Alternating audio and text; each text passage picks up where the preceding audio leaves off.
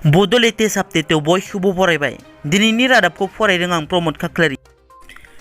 गिबि निउसआव दङ सेन्देलनि माला गानहोजानाय UPPLनि दैदेनगिरिखौ दोलोनिफ्राय बोखारबाय। परबतजरा UPPL लाइमोन गांखंनि आफादगिरि क'क्राझार जिल्ला काजिगाव पुलिस थानानि सिङाव थानाय बायनायागुरि गामिनि लक्ष्मीनाथ ब्रह्मआ गावनि न' खाथिनि सासे बुरि आइजोनिफ्राय मोना समाव फैसा खावनो थांनाय समाव बुरिनि गोदोनाखौ हमो, नाथाय न'नि मानसिया सिरि मोनना दावराव जानायाव लक्ष्मीनाथ ब्रह्मआ खारो आरो अखानायै गामिनि मानसिफोरजों हमना बुजाना सेन्देलनि माला गानहोजायो। बे जाथायनि सायाव दिनै परबतजरा जिल्ला UPPLनि आफादगिरि प्रसेन ब्रह्म बिथाङा खौरांगिरि मेल खुंफुङो।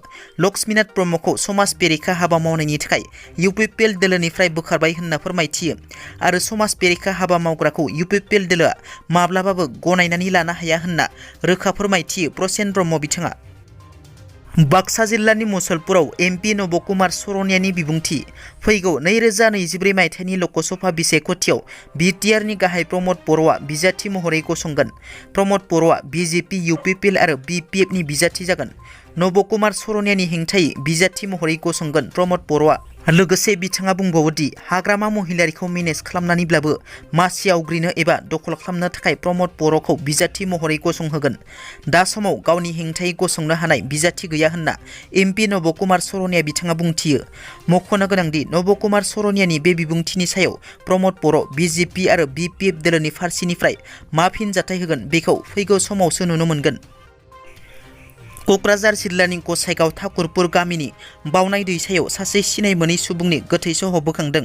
ग्राहामपुर पुलिस आउटपस्टनि सिङाव थानाय मरान साहा बागान आरो दिंदिंगा बाजारनि गेजेरजों बोहैलांनाय दैसायाव बे गोथै सहखौ बोखांनो हायो।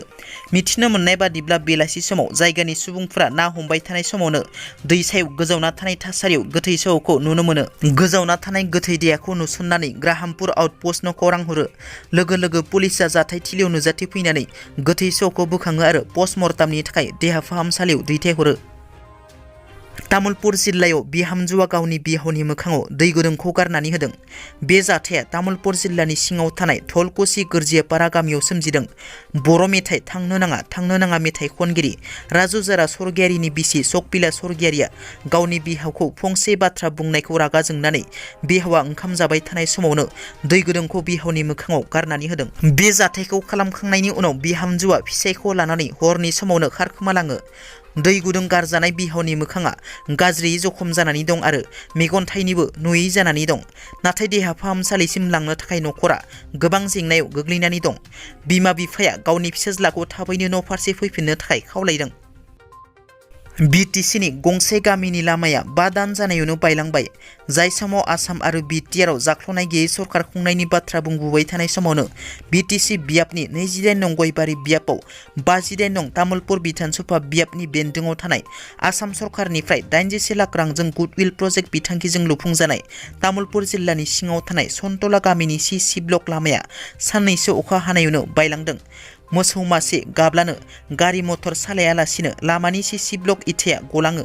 बे लामाया 5 दान जानायावनो बायलांदों होनना ओनसोलनि सुबुंफोरा फोरमायदों।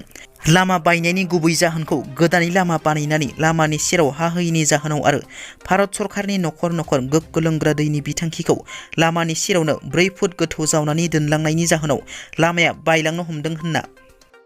दिनैनि रादाबा एसेनोसै। नोंथांमोना जुदि आंनि चेनेलखौ दासिमबो साबस्क्राइब खालामाखै अन्नानै साबस्क्राइब खालाम। गोजोन्थों।